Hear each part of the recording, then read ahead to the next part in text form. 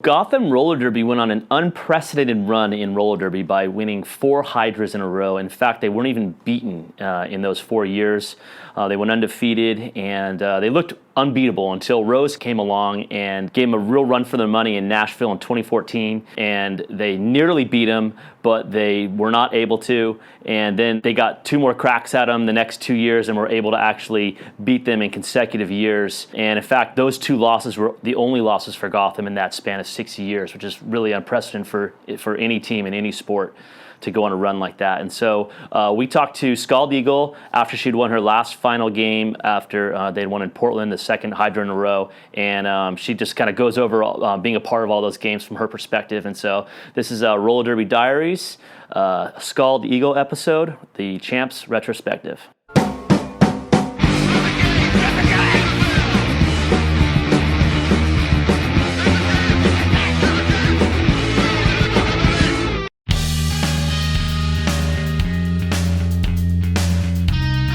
My name is Scald Eagle, and I play for the Rose City Rollers Wheels of Justice.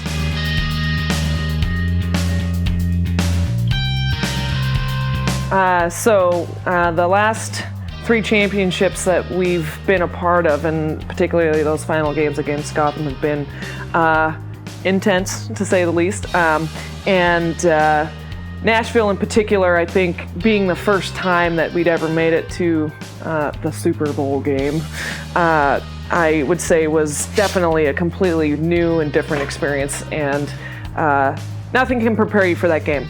I've been playing sports my whole life, and I've been involved in a couple like high level or like high stress games, but nothing can even compare to what I felt going into that final show.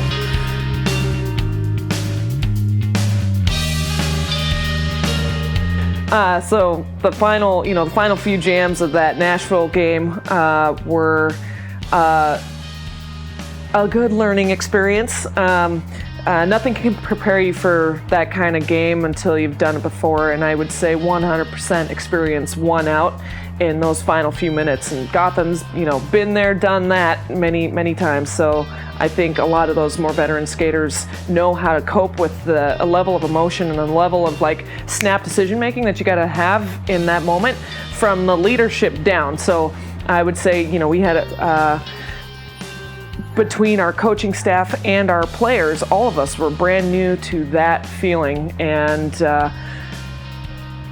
luckily got back to similar kinds of games in those last 2 champs, and we were able to use that level of experience to change the tide a little bit. So I think I will never forget those last couple jams of that particular game in Nashville, and having gotten that cut, nothing quite feels like that. Learned a lot, and being in that house and feeling a lot of support for our team was intense. And I'll never forget standing up in the penalty box and the whole crowd was like doing the, angels in the outfield kind of thing. It was really cool, but also like really overwhelming. So I think last year and this past champs, figuring out how to deal with the crowd emotion is something that we learned to do better. Although I did forget to call off the jam because I was so wrapped up in the emotion this year, so there was that.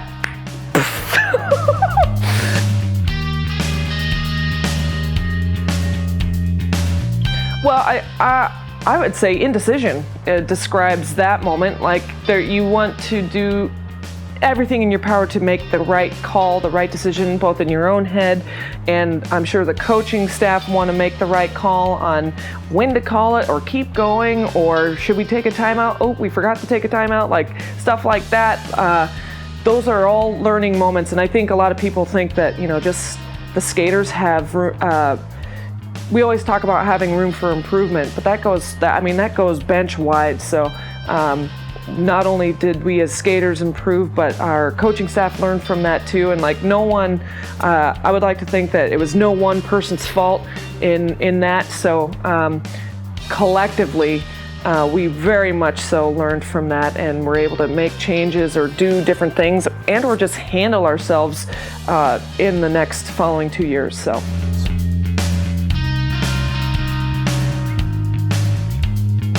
I don't know, I kept thinking about like National Football League, like the NFL players, and how many of those players come and go through the system and like maybe never touch the grass of a Super Bowl field. And I think I went through a period of mourning after we lost that game, because it's like, man, that's like a once in a lifetime opportunity. Like, we may never get back to there. And I think that Ness and me fueled me to want to get back to that track, because like I said, there's nothing else like feeling the fervor of that game, and I've got goosebumps just thinking about it. And the fact that we've made it back to that track two consecutive years after that, like, feels really cool. I'm really proud of our team.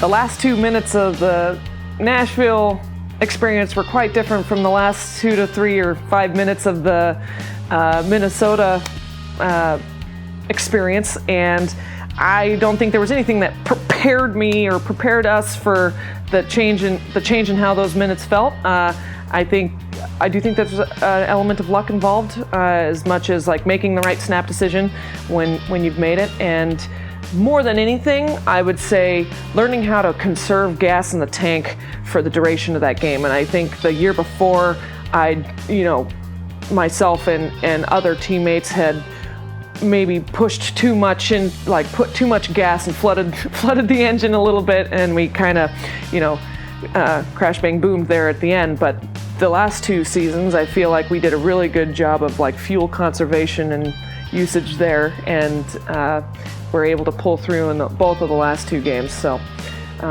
endurance is a big deal.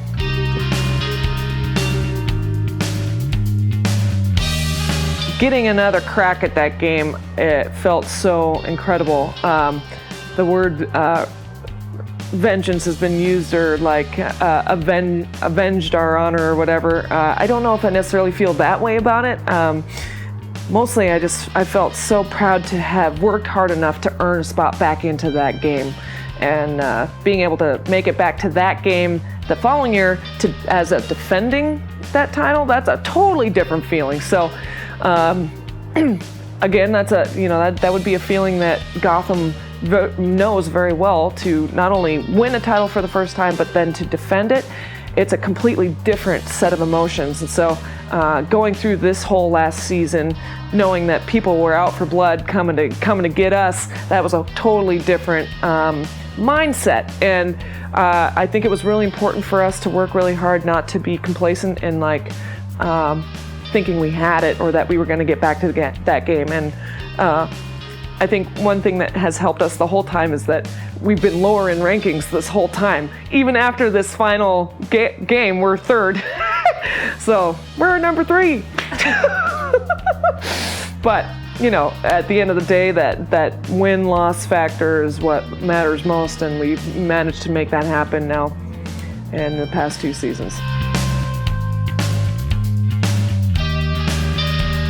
They were both really tight.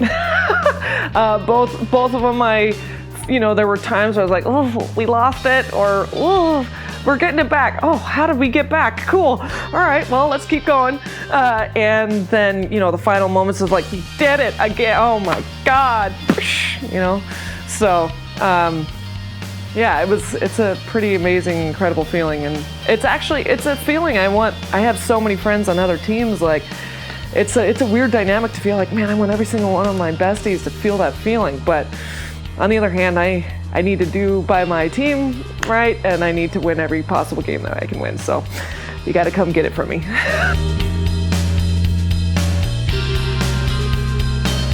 This Splash Champs was so intense and so amazing that I think there are many front runners right now chomping at the bit. There were some really close games, even Friday through Sunday. So, which to me indicates that there's at least somewhere between 5 and 6 actual contenders for the trophy. So, and I know a lot of those gals and their experience of some of their tougher losses, that's gonna be fuel for their fire, and they definitely have me shaking in my little space boots for next year.